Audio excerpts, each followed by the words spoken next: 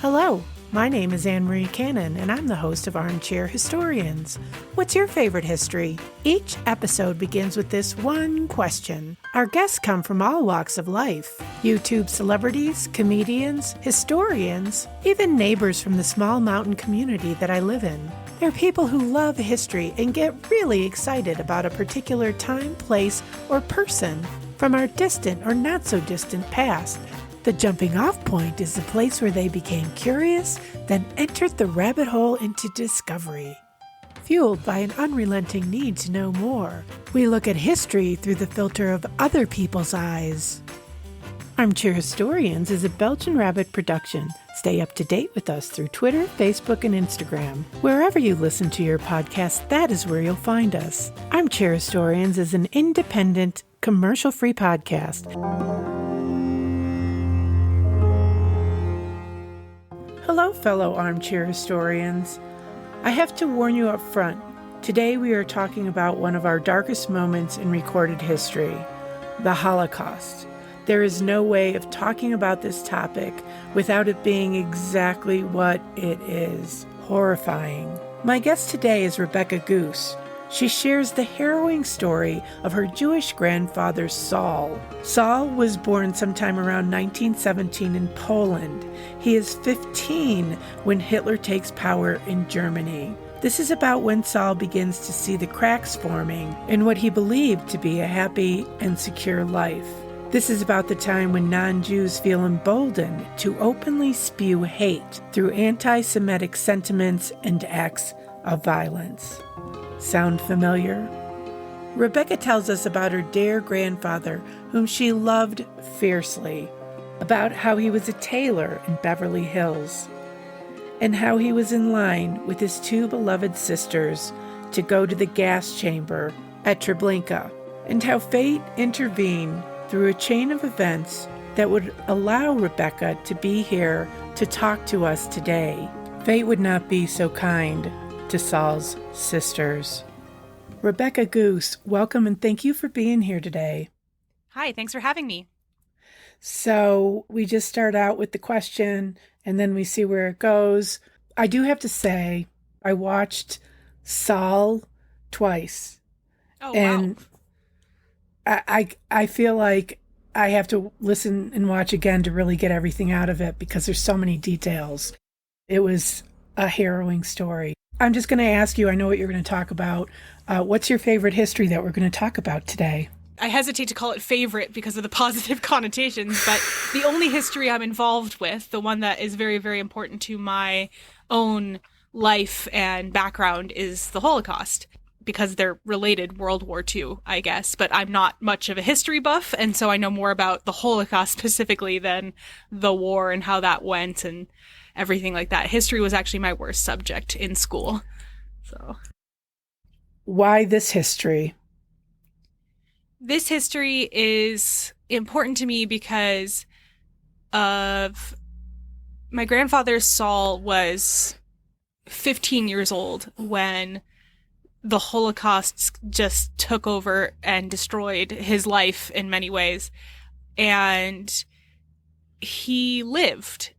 And to me, it is mind-blowing that so much went into my existence, because while I just got chills. Yeah. I totally just got chills when you said that. Well, I do too. And I never want people to think that I am expressing gratitude to Hitler or to the Holocaust, but I am also intimately aware of the fact that the only reason I am alive today is because that happened. Because my grandfather was born in Poland, in a little town in Poland, and he certainly would never have moved out of Poland to Canada and then eventually the United States to meet my grandmother if his life hadn't been uprooted. Mm-hmm. And so it's an interesting, so it literally is a part of me, I guess, is why it's so important. And it causes me to think on it a lot. It's a very philosophical thought. At what point in your life did you realize that this was your grandfather's story, and how did that impact you? I believe so for background and you're welcome to link his video in Oh, I the show definitely notes if you will. want. Yeah, definitely. Okay. I believe this is through Steven Spielberg, believe it or not. He either started or in collaboration with the Shoah Foundation, they went around to Holocaust survivors' homes and just interviewed them. Very simple. This was on VHS tapes that we had in our house. I think he wanted to do some sort of project with it, but I don't know what. But at least we had the tapes.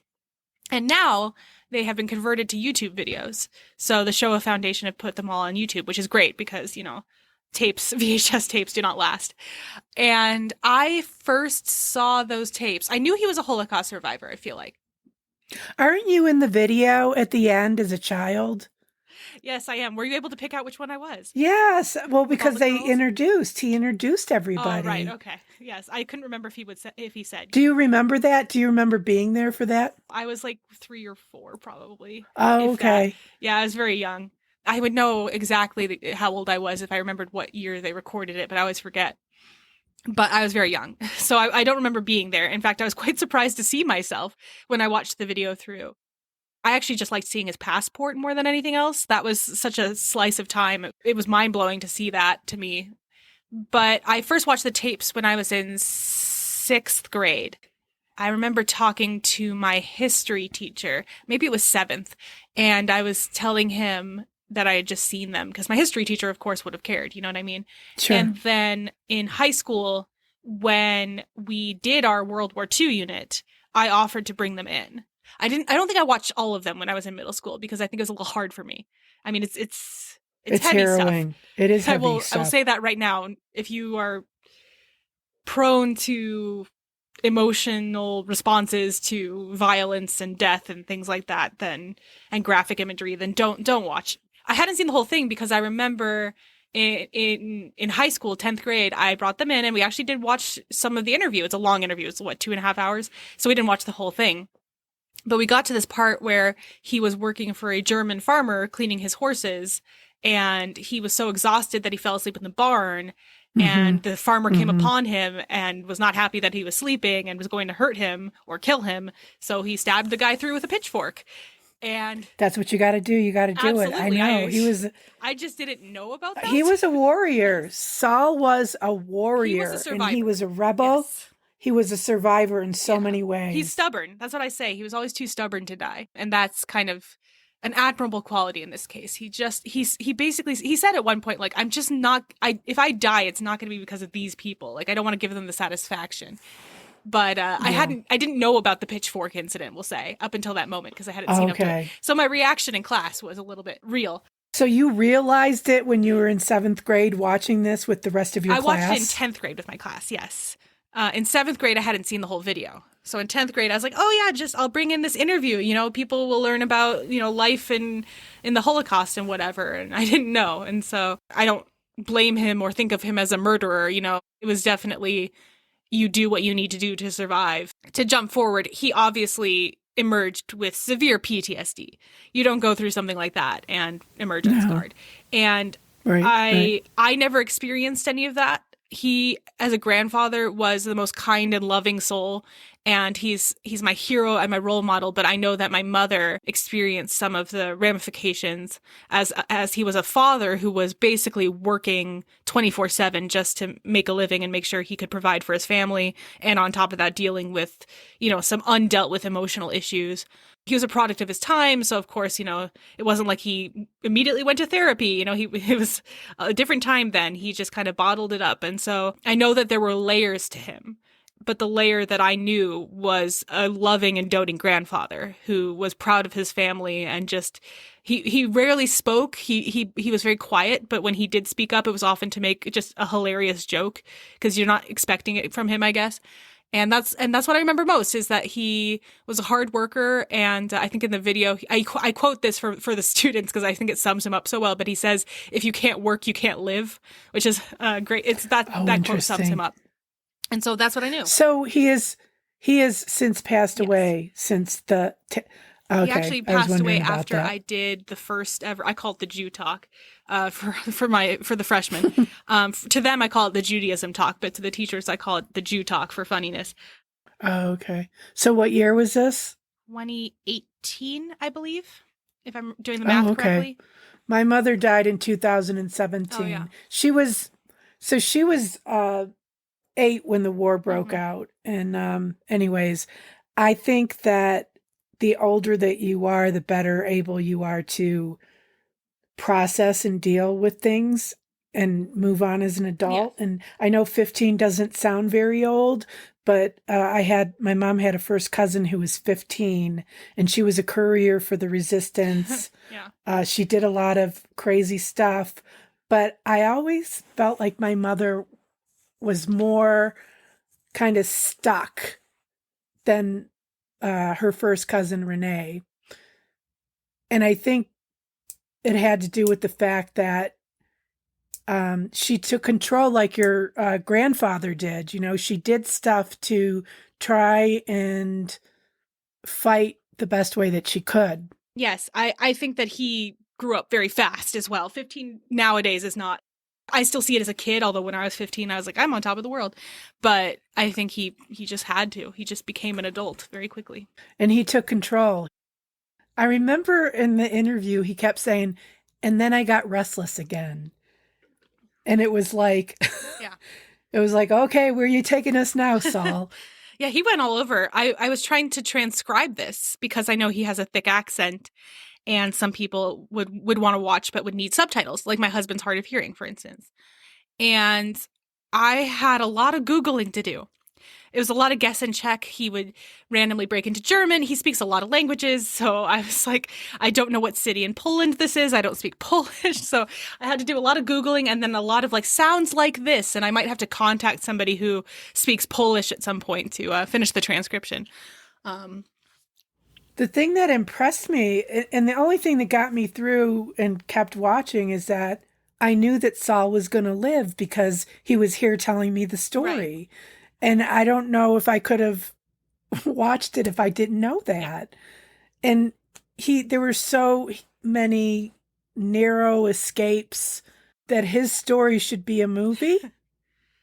I'm serious. It's like, I mean, you hear stories of the Holocaust, but his story is like an epic. It starts in one place, everything is great and la la la, and then all these, I don't want to call them adventures because that sounds like fun, but all these, he goes down all these different paths, and he just keeps making the right decision, and his life is spared because of that. Yeah, and I mean he gets lucky a couple times as we'll get into, but yeah, he has. I think when he said he got restless, I assumed that was his way of saying that his survival instincts were kicking in. I think that he knew he couldn't stay in one place for too long, even if it was just subconsciously knowing that moving around and finding safer locales was better than staying put for too long. But also, yeah, that's him. Like I said, he wasn't. I think that he survived because he was able to emotionally detach himself, which isn't necessarily a good quality. I know that he wasn't a perfect person, but he also I know that he loved his family, but he understood the situation he was in and was able to move on from them when he needed to. And it was a survival mode life for him for several years. And I always make sure to impress upon the freshmen when they're watching this that he was their age when it happened. And I think that's what hits them the hardest because he literally was 15 when it started. And so I play them a clip, which you will have seen now, to introduce the topic because it's a talk about Judaism, but also the Holocaust. And the first time I did the talk, I did all the background on Judaism and then ended with the Holocaust. And I realized that was kind of a sad note to end on. So I switched it subsequent years to starting with the Holocaust and then moving on to just talking about the religion because, then they don't leave feeling quite as depressed. But I play them a clip where he's talking about right at the beginning when he and many other Jewish people, hundreds and hundreds, were being marched by the Germans from a town whose name I cannot pronounce, to a town whose name I can't pronounce. And they marched for miles. They killed a man by dragging him behind a tank because he couldn't keep up. And apparently we're taking pictures of it. And they took them to, I think, like a little abandoned church, if I remember, and kind of sat them down and gave them ice, but no food or actual water. And then apparently a few people tried to escape. And so they shot some of them and brought 4 of them back to hang them as an example in front of everybody. And he says the words, "This was my first experience as a 15-year-old boy." And that's where I pause. And I know that it's impactful and it pretty much sums up as much as I can. You know, they can't see the whole 2-hour video, so I figure that will give them enough of an impression. And then I talk about, you know, what he meant to me as a person and that he survived and things like that. I tried to impress upon them that it's still relevant because we have neo-Nazis in the country today. And some people don't believe the Holocaust happened and anti-Semitism and all that. But yes, he was born in a little town in Poland. I believe it was close to some of the bigger, more recognizable cities like Warsaw, Grojec or something close to that. His given name is Shlomo. He had 2 sisters and I believe a brother. His family life is a little unclear to me because he lost them, you know, throughout this experience, you know, and so I had trouble keeping track. So sometimes I think maybe he had a brother that survived, but they weren't able to reconnect. And sometimes I think maybe he didn't have a brother at all, but I know he had the 2 sisters. So I thought that he had a brother who died from a disease. Yeah. Is that it? It's a very long, and it's dense. There's just so much information in it. This is actually my bad at history showing. Like, this is why, like, the dates and the names and the events slip through my mind very easily. And this was what I struggled with in high school. But I know that he had 2 sisters, mother and father, small town. Here's some distinctive stuff about him. He was a very picky eater from birth. And I think from the beginning, at least all the time that I knew him, he never ate a vegetable. If there was parsley on his salmon when he ordered it at a restaurant, he would send it back. Nothing green, no carrots, no onions. He was okay if it was cooked like a broth. It was cooked with vegetable to get, you know, like chicken soup or whatever, but it all had to be strained out by my poor beleaguered grandmother. And he would eat potatoes because that's an important, you know, staple, but not like carrots, not broccoli, not parsley. And I don't know what it is. It was just this pickiness. When he ordered a hamburger, it was the meat and the bun. That was it. He changed his name when I don't actually know when the name change happened because he didn't go through the Ellis Island route. He went to Canada first, but at some point in the move, that's when he became Saul Liber. I don't know what I don't know what his last name was, but I know his first name was Shlomo. Another interesting thing, and this I don't know why, if it's common or what, but we didn't know his birthday. And he didn't know his birthday. We celebrated on December 3rd every year, because it was maybe our best guess, but I don't know if it just wasn't something that was particularly celebrated where he came from or what happened there, but we just didn't have a definitive date for that. And so I think we knew what year he was born, but not the day. And so we just had a day we celebrated. And he was 15. If my dates are correct, because obviously everyone knows that the extent of World War II and the Holocaust was longer than 2 years. Hitler must have taken power before it affected his life, if that makes sense. So 1933. Yeah. So he was 15 when I say he was 15 when the Holocaust affected his life, when it took over his life. That's when it started to affect him. The main years are, I would say, 15 to 17 years old. About there is when he was in the worst of it. Yeah. And they just came. I think that this is a very similar story across many Jewish peoples and survivors' stories is just one day the Nazis came and they took them. And that was it. It just happened. I remember stories of people who were just having a wedding or something and it was just interrupted and that was it. They were taken away and they were marched for miles and miles. He would say kilometers, of course. And I tend to just tell it through some significant events because especially the memorable ones. So one of them is, of course, as you saw, he was unwittingly, I suppose, a member of the Warsaw Ghetto Uprising, I don't think he like signed up for that. I didn't quite understand that, but yeah he was. He just ended up there. This is one of the times when he got lucky, was going to fetch a big pot of soup or food or just the pot itself or something, and there was gunfire, and when he got back with it, he just had the handle in his hand. It had been shot out of his hand, everything else. And so I think he just kind of got roped into that because he was, most of the time he got roped into something because he was young and male, and so he could work. And that didn't go well. That didn't end with success on their part, but they tried their best, and the resistance was something they would make into an exciting movie scene. You know, they play it for excitement when really it's devastating. He also, I think that the most emotionally impactful part of his story is when he and his sisters were taken to Treblinka, which is a death camp. So not a concentration camp. This video was what taught me that death camps existed. I'm not purposefully ignorant, but I do shy away from a lot of Holocaust history because it feels so real to me. And I know I owe it to him. It's so painful. I know I owe it to him to know this information, but it's very, very difficult. When did you first, let me just stop you there. When did you first know about the Holocaust? I've been trying to remember, and I don't know if I remember when I first grasped what it was. My instinct says that I knew vaguely from a young-ish age, but I don't know. I don't think I would have fully understood until at least middle school what it actually was. And then it solidified in my mind, obviously, much more the older I got and the more information I got. So I'm sure that my mother would have told me, at least on some level, when I was younger, but I think my mother was watching something, and it's not that she made me watch it, but I watched it with her, and she knew I was there, and I was pretty young, and I was devastated.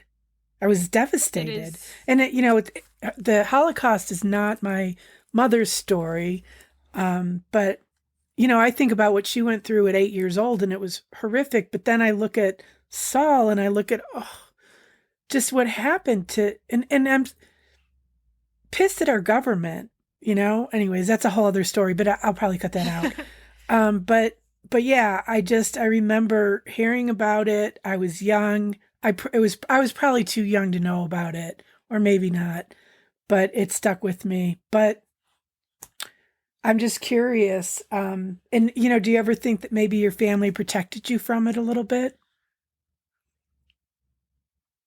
I think my mother always had a policy of honesty with me to the best of her ability. So I don't think she would have tried to protect me necessarily, but she would have gauged what I was like emotionally capable of hearing and understanding as well from the age. So I don't think she would have, like, if I'd asked, she would have told me as much as she thought that I could understand. She definitely had kind of an honesty is the best policy take on it. And I appreciate that for sure. So I didn't grow up and end up with some surprise that my grandfather had survived the Holocaust or something like that.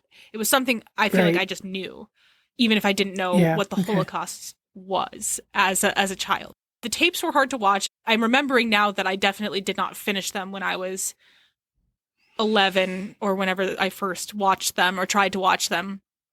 But what were you thinking when you watched them? Because, here's your grandfather, and he's giving, details and depth to his story. How did that affect you? Well, it's interesting because I see him sitting in his living room, or, I think his dining room is in the backdrop, and it's the place that I grew up going to for every religious holiday and some fun weekends, and just like, it's a familiar home to me. And it feels unreal when I listen to it. And in a way, I almost understand how some people could question it happening. Now, of course, usually they question it happening because of anti-Semitism and not just because it sounds, but it sounds unbelievable. It does. The atrocities are so intense and so indescribable that I go again and again back to, how could this happen? How could people do this? How could this happen? And I try to imagine my grandfather, who was this soft-spoken, gentle man, and try to imagine him as a little boy going through this, and I really can't. Because the boy who went through that is not the person I knew growing up. But I believe him, obviously. It just feels unbelievable, but obviously I know it happened. And yeah, I think the first time it probably brought me to tears, which is why I probably stopped watching. And he's so emotionally detached from the story when he tells it like he's just which telling the story, I almost think I hate to say this because it was his, survival skill that, sometimes our greatest strengths are our greatest weakness. Yeah. It made it more palatable for me to watch. And I think that's a defense mechanism for him as well, is to just disassociate. My mom told me that he was able to watch World War II movies, for instance, and he didn't shy away from talking about it. I think that he was okay with that. But there was one time I saw him lose his cool a little bit. And I think it was the only time in my life I did, honestly. I think it was at a celebratory dinner in my grandparents' honor, actually, because they had donated an ambulance to Israel, which is a big thing. The Red Cross needs the ambulances. And somebody came to our table with like a flyer for a tour of Auschwitz or something like that, a historical thing. And he turned him away. And I remember him getting quite sharp and saying once was enough. And that's the only time he kind of put someone in their place. Right. Now, he did not go through Auschwitz. A lot of people asked, does he have the numbers on his arm? Was he in Auschwitz? He does not have the numbers. He didn't have the tattoo. But I think he meant the Holocaust once was enough. But yeah. Yeah. So, definitely. Interesting. So that's the only time I saw him get sharp with someone. I don't think he liked seeing someone trying to commoditize it a little bit, even though I think they were just trying to, they weren't trying to, profit. They were hoping to give historical information, but at the same time, I think that was the only thing that set him off. Well, I think for the generations that came after, that going there and seeing it keeps it real. And, I think it's our responsibility to keep these stories out there. One of the things that impressed me when I was listening and watching Saul is he talked about, the interviewer asked him, when did you start to experience anti-Semitism? Mm-hmm. And for him as a child, what he said is that it was when Hitler came to power. And I know that was 1933. The parallel to what happened when that guy who just left our house in Washington, D.C., people were emboldened to come out of the shadows and be racist and be anti-Semitic in a very big and scary way. Yes. We are capable of this. It can happen again. And, these stories that you're telling, I'm working on a documentary about my mom. That story I'm telling, they're all, you have to look at these things. You have to watch Saul and listen to his story. Yep. And you have to take it in. So I'm really grateful that you spoke up and you're like, well, I'd like to talk about my grandpa. He was in the Holocaust. Not a lot of people are willing to come, and talk about that. And these are the kind of histories that I want to share with people. So that was one of my tangents. You can cut this out if you need to, and I'm not going to get too political, but I will simply say the parallels were quite apparent to me. And I was scared. Yep, my mom. Okay, mom in 2016, she was dying. She hadn't voted in 20 years, and she told me the reason that she voted was because Pence reminded her so much of Goebbels. Mm-hmm. And she got out and she was sick and she voted and she was terrified for us. Yep. She knew she wouldn't be around that long, but she was terrified, and with good reason. Yeah. Honestly, the biggest parallel that I see is the public speaking. Hitler, the one thing that people say about him is he was charismatic. He sounded like he knew what he was talking about. He pulled people in. He had a charm about him, a confidence. And that's what I saw with Trump's rallies and his speeches. He was saying nothing. He was saying nonsense. But he said well, that was the one thing we had going for us, is that He wasn't as smart as Hitler, nor the people surrounding him. That was our one saving grace. That was our saving grace. But just imagine when somebody fills that void that he has left, because those people are looking for somebody to fill that void. That's what scares me now. A lot of Jewish people started formulating an escape plan. We'd seen it before, and I had a brief discussion with my husband. I have family in Canada. That was our plan, is we were going to get there if we had to. We always have to have that in the back of our minds. I remember I studied abroad in London when I was in my senior year of college. I was very fortunate to be able to go. And I took a sociology course. Fascinating course. It wasn't my major, but I just, I needed to take courses, basically. I was a senior. I filled almost all my credits. And he took us to a synagogue in London. And I didn't even know there was a Jewish population there. And sure enough, it was because there had been Jews in England at one point. They had been persecuted. They had been run out. It's kind of our story. The joke that goes around is Jewish people. They tried to kill us. They failed. Let's eat. That's our thing. So, we kind of went off on some I'm making editing sidebars. harder for you, I imagine. I don't know. Lately, I've been a little bit more accepting of how the interview unfolds. Okay. So, Saul gets to Treblinka with his sisters. That's kind of where we left off in his chronological narrative of the significant events that you're using to kind of plot through his story. The last thing I said was I didn't know death camps existed. In my mind, concentration camps, gas chambers, those were kind of the same thing. And I believe concentration camps obviously did have gas chambers and execution methods.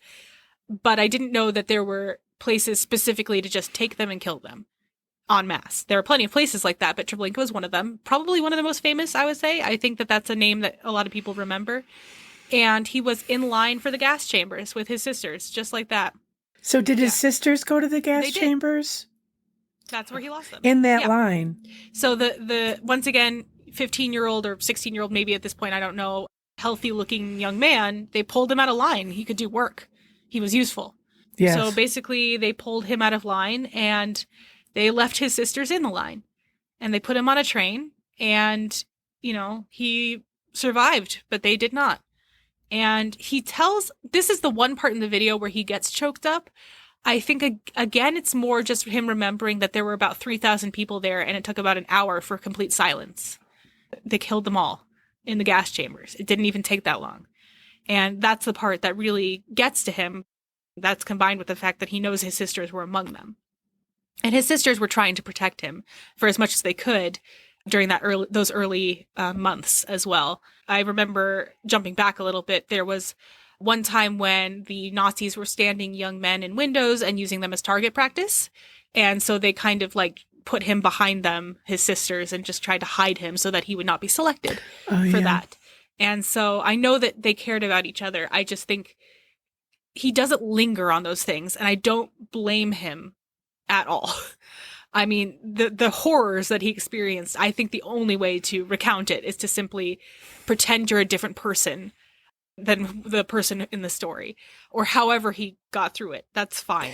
Well, having been raised by my mother, and I can relate to your mother, I think, in a way, because my mother, the way that she dealt with it is she was hard and unforgiving, and she never wanted to look back. At least your grandfather would talk about it. My mother refused to until she got much older. Oh, okay. The horrors of her life were horrific enough for an 8-year-old, but nothing compared to what the Jews went through. And she was semi-protected from that. She didn't know about that until after the war, she said. Yeah, I had a friend who her ancestors were in Hungary, I believe, but they survived because they were blonde and blue-eyed. So they were able to blend in. Some people got lucky. Some people had horror stories. I don't try to compare and contrast. Everybody has their own story, and I don't get offended if somebody says that their ancestor went through something difficult at that time as well, because our horrors are horrific just in general. we all live through them and cope in what ways we can. And yeah, getting hard about it and not, and unforgiving, that's very similar to what he did, according to my mother. So. And I grew to appreciate it, over the years as I got older. My mom, like you said, and why I got chills, my mom was a survivor. She did what she needed to survive. Her parents did. And because of that, I'm here.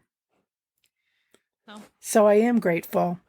I'm great. That's a good way to put it. I'm grateful to him for being a survivor, for not giving up, and for instilling that value in me. I mean, the hard work thing, I have somewhat controversial opinions, depending on who you're talking to, about this idea of the American dream, that if you simply work hard enough, you'll be able to have a mansion and be rich, and capitalism will smile down upon you and all that. But for the very specific case of my grandfather, he did that when he came here. He was very poor, but he knew how to be a tailor because he was apprenticing as a tailor when the war happened. So he went to a company and he said, I will make you 100 dresses in half the time that so-and-so is going to do it for you.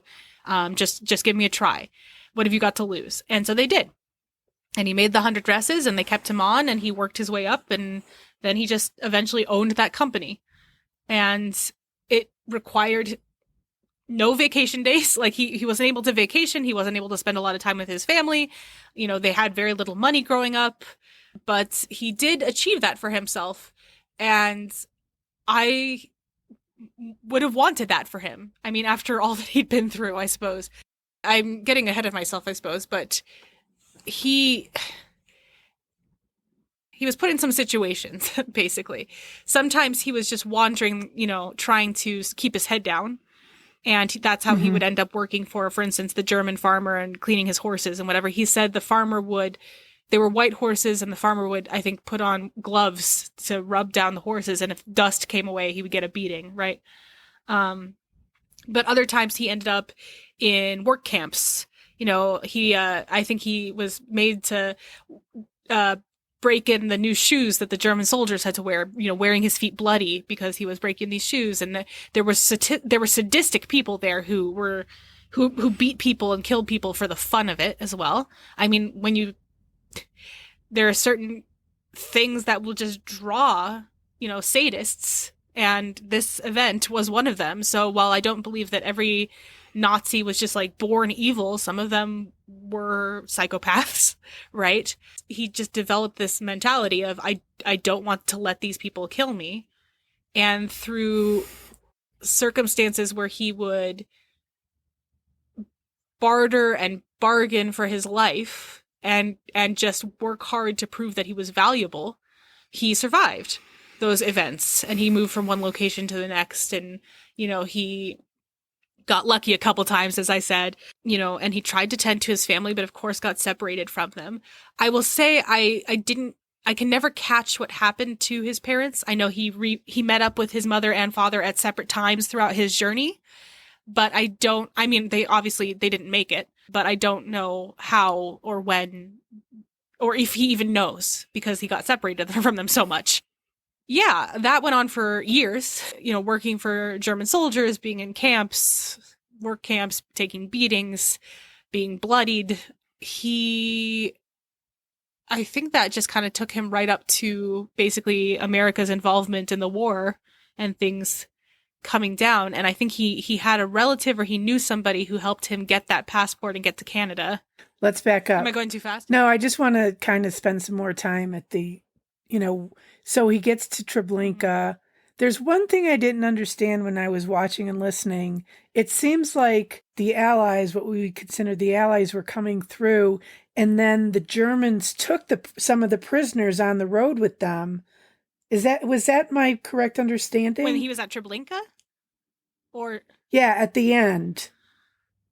I might be getting my events mixed up.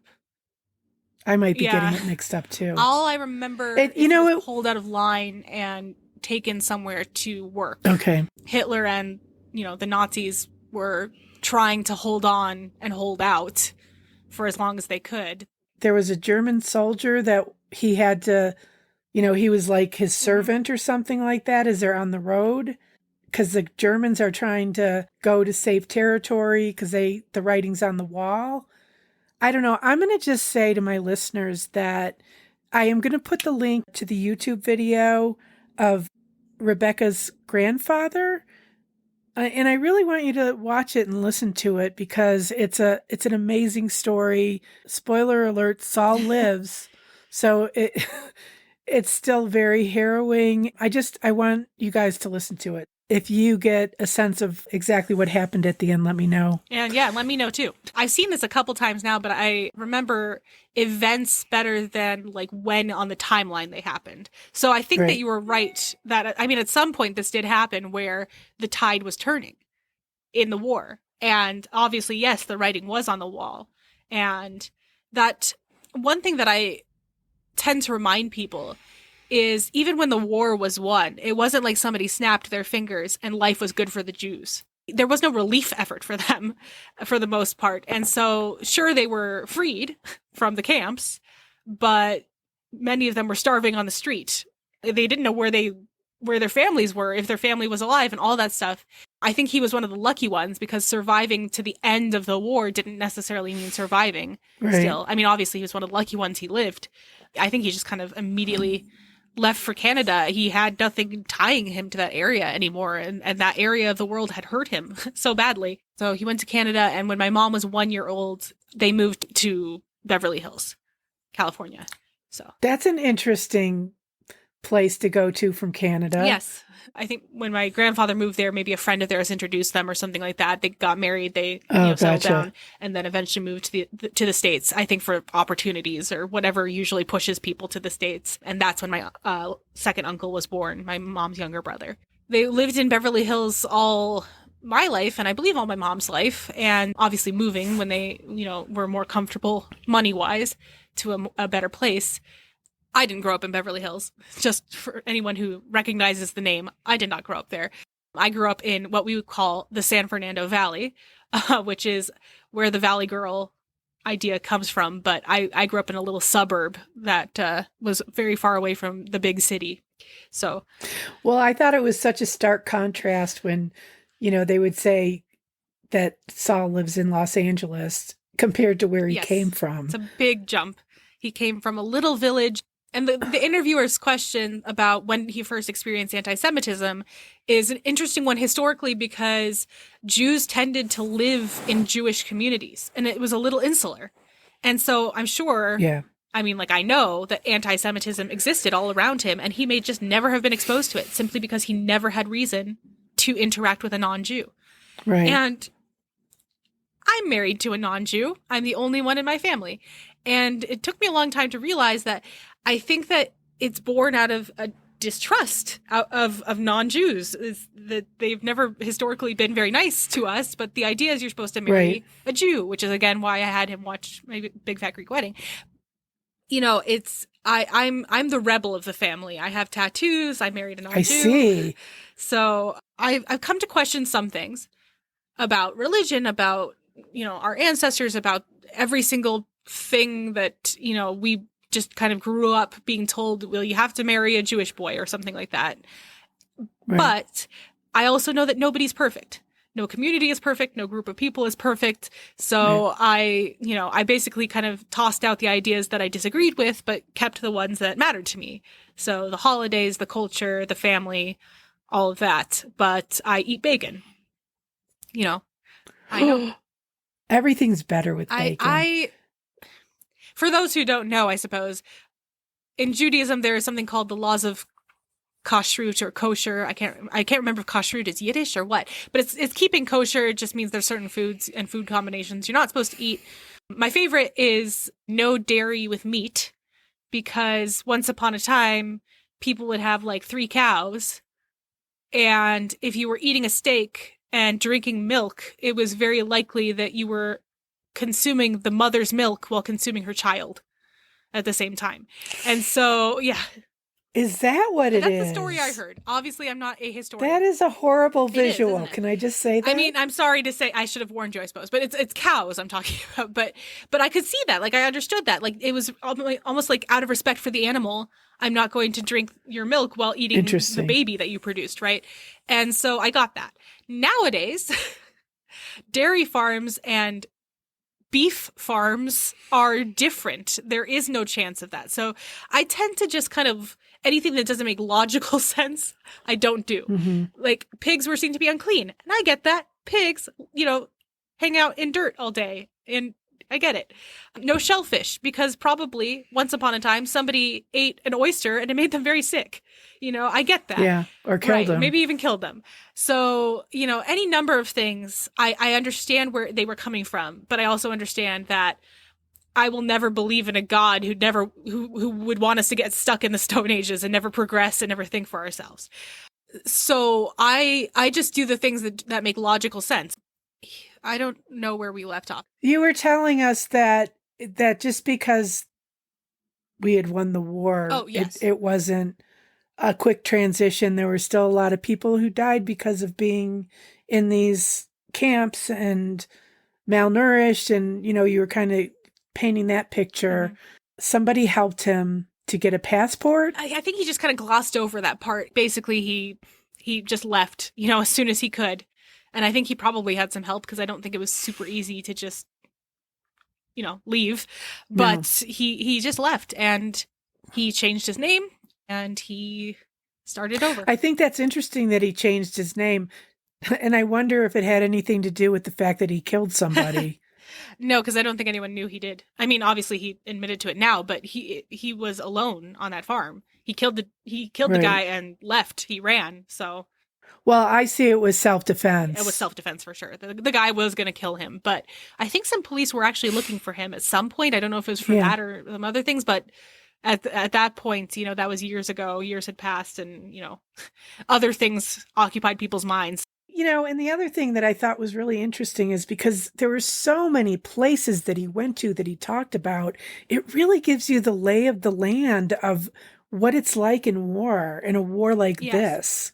It's not, when I thought about war as a child, it was, very structured. And it's not, and then he killed that guy, and for a little time they were looking for him in that area, and then he went to he found his sisters, and he stayed in the their dorm or wherever they were sleeping. And, it was like a whole new country almost that he starts living this new life. And, and then people forget because, the war is getting worse and worse for both sides. It is. And they have other things that occupy their times. And it's not like they had the technology to pass around his photo, for instance. It's like, why did this German guy have a farm in Poland? Was it his? Oh, I don't know about the location of the farm. I think there's a couple possibilities. I don't believe he ended up in Germany proper ever. I believe like a lot of the Germans and Nazis simply like took over Jewish-owned farms and properties, especially if they had been taken away to concentration camps. And so it probably wasn't his originally. That's what I was thinking. I think he said in the video, but maybe he didn't. But that would be my first guess, is just it wasn't his. He occupied it, we'll say. Right. But yeah, he basically promised to work hard, as I said, just for a lot of different he always did that. He always said, I can do this. And he always over-delivered, it seemed like. And that was one of the things that saved his bacon, if you don't mind me saying. Yes, he saved his turkey bacon. Sometimes I wonder if I should take it with a grain of salt, right? Aren't we all the heroes of our own stories? Is he overinflating his accomplishments? It worked. He survived. So on some level, he must be telling the truth. My mom was like that. And I always kind of listened to her, and that was always the narrative. And I did notice that with your grandfather is he persevered and he was the hero of his story. But those are the moments that they need to hang on to. That's a moment he needs to hang on to, and he survived that moment, and good for him. I can't blame him for that. So I just, I look at it, and sometimes I'm wondering why he's being so callous, or why he doesn't seem emotional about it, or if he's being entirely truthful. But in the end, the account is truthful enough. The emotions are probably buried, but they're there when they need to be. And it's a harrowing story, and so I just accept it in the end for what it is. How do you think that family history has impacted you? I think honestly it's just made me fiercely proud of being Jewish. Like I said, I understand there's some faults with the religion and not all Jewish people are good. I don't automatically love every Jewish person. Like Ben Shapiro exists, right? But somewhat obnoxiously, I feel I always find ways to work into the conversation that I am Jewish. I need people to know. It's something that if my grandfather nearly died for it, I feel like I want people to know. My birthday is December 24th. So I am very used to the conversation of people pointing out as Christmas Eve to me, which is interesting because obviously I would know that. But they say it more like, wow, Christmas Eve. And then I simply say, I'm Jewish.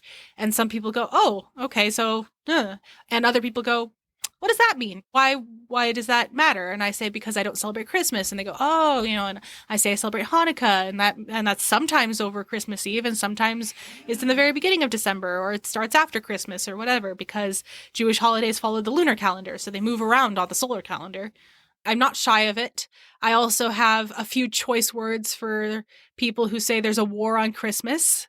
Basically, I say, when you question when you're going to walk into a Target, if you're going to find items and materials to celebrate Christmas, then you can say there's a war on Christmas, because that's what I do every time I move somewhere new and I walk into a store. I wonder if I'm going to find the materials I need to celebrate my holidays. And the answer in a lot of places is no.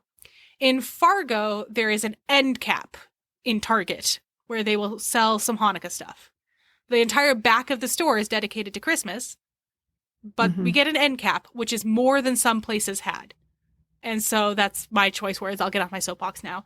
Obviously, it's a nothing argument. Obviously, people needing to appear persecuted in order to gain political blah, blah, blah, blah, blah. I don't care.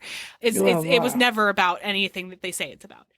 But yeah, so that's just kind of how it's affected me. I've become kind of outspoken and stubborn, and then just again, as far as his influence goes, I know how hard he worked to get where he was in life, and so that I know that hard work is important, and I try to do him proud when I can. I know that some choices I made, he would not be proud of, but he never expressed any kind of disappointment to me.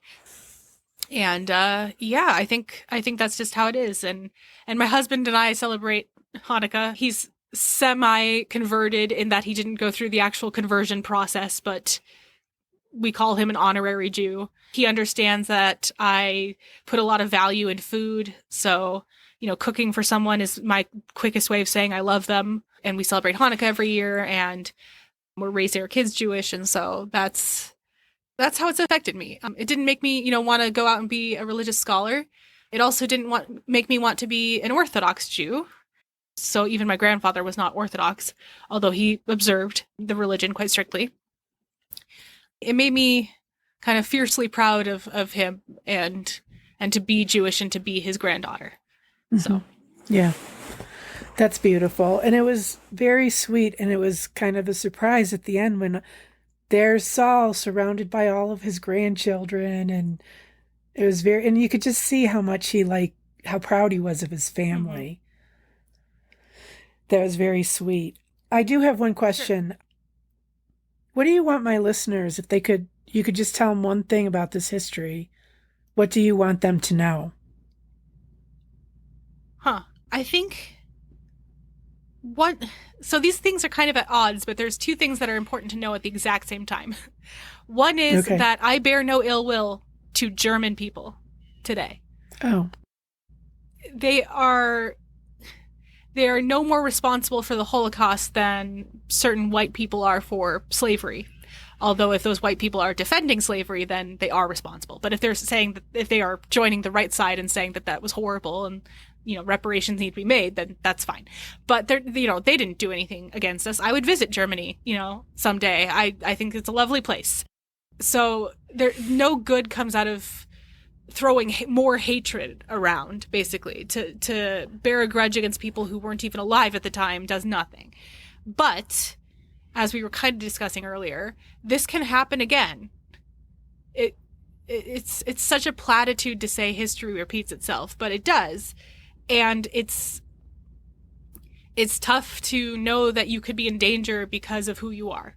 And there are many, many people who know exactly what I'm talking about, because in one way or another, they are a minority who has suffered in some way or know someone who has. And so the knowledge is hard to have, but very important to have, because I don't want to see a repeat of this. And even now I hear of neo-Nazi groups, and, you know, you watch things like Black Klansman, which is an amazing movie, and it chills you to your bones. So there's no need for more hatred, but the knowledge is power, and it's important. So that's my kind of conclusion on the matter.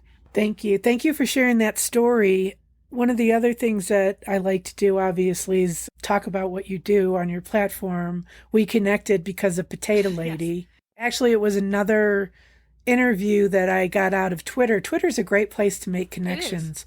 She does the podcast As the Money Burns, and she sent me an email and told me about you. So then I reached out to you and gave you my information to do. So tell us about Potato Lady, and then also tell us about your podcast. Oh, sure. Well, funnily enough, Potato Lady came from a discussion about latkes, which is a food traditionally eaten at Hanukkah made of potatoes. So that's relevant, I guess. I wouldn't be Potato Lady without my grandfather and without I was wondering why you were Potato Lady. Yes, my best friend, who is also Jewish, was asking about the best potatoes to use for latkes, which is obviously russet or Idaho potato, brown potato. Oh, I didn't know. I never know what kind of potatoes to use for things. Yeah, well, I'm currently starting up a YouTube channel that is not dedicated to pancake recipes, but while I work on making the videos I want to make, I am putting pancake recipes up there. I started out just putting behind the scenes for the art I do for my reviews, and now I'm putting pancake recipes.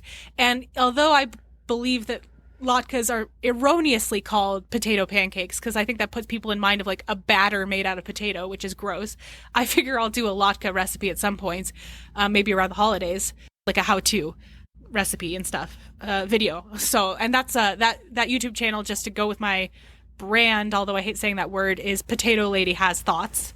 So if you search it up, you can find it. But yeah, so I became Potato Lady for that reason. And I do podcast reviews on Twitter. I started out very clumsily doing podcast reviews on Twitter, but I do them a little bit more officially and professionally now. And that is at Bex Goos. That's BEXGOOS. And I do 2 reviews every weekday.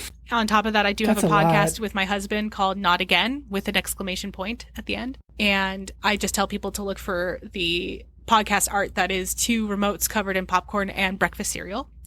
We overanalyze children's entertainment because our son rewatches children's entertainment ad nauseum, and especially in the throes of quarantine, we were going a little off the walls.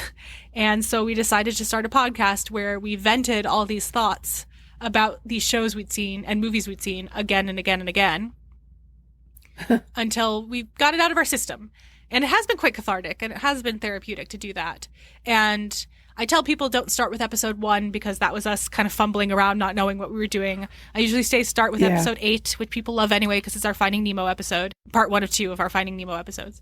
And I'm rambling now. Did I forget anything? I have a YouTube channel, a Twitter podcast. That's me. We'll link out to all those in the episode notes too. So you're still doing the podcast? Yeah. Every Saturday morning at 9 a.m. we release a new episode. Oh, that's great. I've listened to a couple of them. They're interesting. I always go back to the beginning. I like that part where you can see that the podcasters are, trying to find their way in the dark, and then they evolve. We do. And I know podcasts do that, where the first couple episodes are rough. But I don't know if I feel like some people would be turned off by that. And so I always say, if you do start with episode 1, the content is good from jump, in my opinion. It's just the production value will increase over time. Yeah, it gets better. It gets better. Is there anything else that you wanted to share with us about what you do, about Saul or the Holocaust, latkes? Latkes, yes. Are they latkes? Latkes, you'll have to tune into the YouTube channel, I guess. I'll do a whole thing about latkes and Hanukkah. It'll be great. I'll do a series about latkes. It's my calling as the potato lady. I have to just inhabit that now. I think that if you have a strong stomach, just watching the video, because hearing it come from him is a lot more coherent than hearing it come from me, twice removed through my mother and through this video and all that stuff. And you can see my patchy history knowledge. But your connection to it is one of the things I love about this podcast and interviewing people is that connection to it, and how it affected you and the way you tell the story. It's not lacking in any way. It's a unique perspective, and I want to be part of the movement of sharing these histories that are hidden or not discussed or too traumatic, too traumatic. I say that with air quotes. I feel like it's my responsibility to look the beast in the face. So when I'm feeling like I can't stomach this, I know I need to. And I need to hear it. I need to put flesh in it and understand it and see what it looks like. I think it's a great concept. And you should link your review, honestly, in the show notes. But because I did do your review. Oh, yeah, that was a very nice review. Thank you so much. Because everything you said is what I try to do. I mean, I never want to be insensitive, but I will be honest here. When I was listening to your guest, James, a lot of what he was saying, it sounded like I could be saying it. It's two very, very different histories. And yet the pain and the oppression, it felt so familiar to me. I felt such a wash of empathy. And I have heard that before, that there has been some camaraderie that has been built up by people who have experienced slavery and people who experienced the Holocaust, because it's unspeakably horrible. And those two unspeakably horrible events and personal, and it's personal. It is, yeah. And again, I'm not trying to compare anybody or say we're the same. I felt similar emotions from that history. And so I thought that was a great episode, actually, for me to review. Just for my listeners, if you haven't listened, James McKissick, a couple episodes back, he talks about his ancestor, Wilson Woods, who was an enslaved man. And it's a fascinating story. Really is. So absolutely. So I was glad to be able to hear it. Well, I was binge watching, what's his name? Henry Louis Gates. And I was watching back-to-back episodes of it yesterday. And, like one show was a family they take a celebrity and they do their genealogy and their DNA. And back-to-back, it was a story of slavery in the first episode, and then of the Holocaust. And when you started talking in the very beginning, I thought about that show, because that's the thing. It's visceral, it's spiritual, even though you may not believe in God. It's spiritual. And it's connecting to our ancestors, good or bad. There's something very profound in that. I am surprised and impressed that so many Jewish people emerged from the Holocaust still believing in God. That is shocking. I mean, most of Europe lost their faith. I mean, I'm sure that some people did, and I don't blame them. But that's the idea of faith, I guess, is you've got to have faith in it. But then on the other hand, it's, for all the people who did survive and then they have children and grandchildren, it's kind of a miracle that they did. I can see that. The odds were against that. That. Anyway, yeah. So that's all I've got. Right. But yes, watching the video helps, because you get all the missing pieces that I left out. It's a fascinating story, and it should be a movie. It's been a pleasure talking to you today, Rebecca. Thank you so much for being here. Thanks for having me.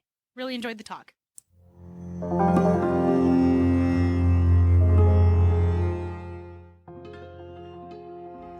There you have it. Rebecca Goos and her grandpa Saul. To find out more about Rebecca, the Potato Lady, her upcoming YouTube channel, and her podcast, be sure to check out our episode notes. Thanks for joining us. Have a great week.